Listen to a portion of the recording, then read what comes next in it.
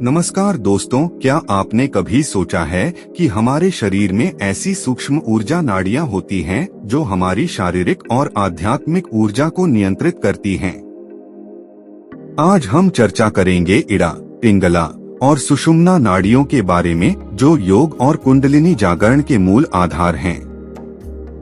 ये नाड़ियां न केवल ऊर्जा प्रवाह को संतुलित करती हैं, बल्कि हमारे चेतना स्तर को भी ऊंचा करती हैं। तो आइए आध्यात्मिकता और विज्ञान के इस अनोखे सफर पर चलते हैं। नाड़ियों का हमारे शरीर में 72,000 से अधिक सूक्ष्म नाड़ियां होती हैं। इनमें से 3 प्रमुख हैं। इड़ा नाड़ी बाईं तरफ स्थित है और चंद्र ऊर्जा का प्रतिनिधित्व करती है। यह मन और भावनाओं को नियंत्रित करती है। पिंगला नाड़ी दाईं तरफ होती है और सूर्य ऊर्जा का प्रतीक है। यह शरीर की सक्रियता और क्रियाशीलता को प्रभावित करती है। सुषुम्ना नाड़ी यह रीढ़ की हड्डी के बीचों बीच स्थित होती है और कुंडलिनी जागरण के लिए मुख्य मार्ग है। आइए इन 3 नाड़ियों को विस्तार से समझते हैं। अब सवाल यह है कि इन नाड़ियों को सक्रिय और संतुलित कैसे किया जाए। इन्हें संतुलित करने के अनेक उपाय बताए गए हैं, जैसे 1. प्राणायाम, जिसमें नाड़ी शोधन प्राणायाम ऑल्टरनेट नॉस्ट्रिल ब्रीदिंग नाड़ियों को शुद्ध और संतुलित करता है। 2. ध्यान और साधना, नियमित ध्यान नाड़ियों को स्थिर और संतुलित करता है। 3. आसन, योगासन जैसे सूर्य नमस्कार और पद्मासन इन नाड़ियों को सक्रिय करते हैं। 4. मंत्र जप और बीज मंत्रों का उच्चारण नाड़ियों को संतुलित करता है। 5. शुद्ध आहार और जीवन शैली, सात्विक आहार और संयमित जीवन शैली नाड़ियों के प्रवाह को बाधारहित बनाती है। चलिए अब बात करते हैं इन नाड़ियों में आने वाली रुकावटें कौन कौन सी है।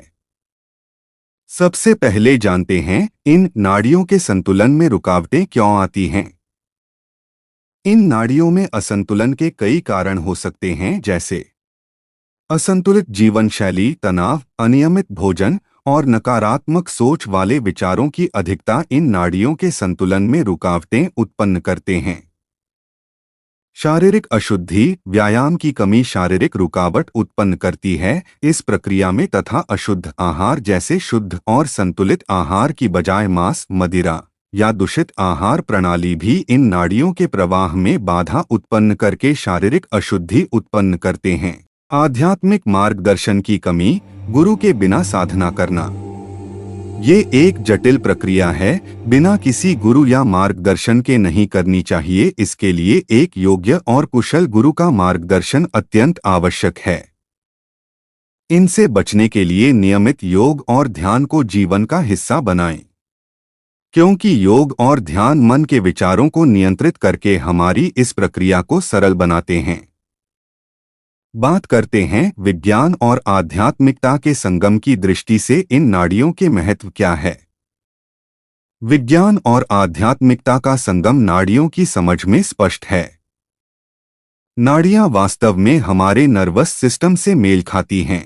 योग और ध्यान नाड़ियों के माध्यम से हमारे शरीर और मस्तिष्क को जोड़ते हैं। यह हमारे मानसिक और शारीरिक स्वास्थ्य दोनों को बेहतर बनाता है। तो दोस्तों, नाड़ियां केवल हमारे शरीर का हिस्सा नहीं हैं, बल्कि यह हमारी आध्यात्मिक यात्रा का आधार भी हैं। यदि आप भी कुंडलिनी जागरण और आध्यात्मिकता के रहस्यों को जानना चाहते हैं, तो योग, ध्यान और प्राणायाम को अपने जीवन में अपनाएं। वीडियो पसंद आया हो तो इसे लाइक और शेयर करें, और ऐसी ही अद्भुत जानकारी के लिए हमारे चैनल कुंडलिनी राइज को सब्सक्राइब करें। धन्यवाद।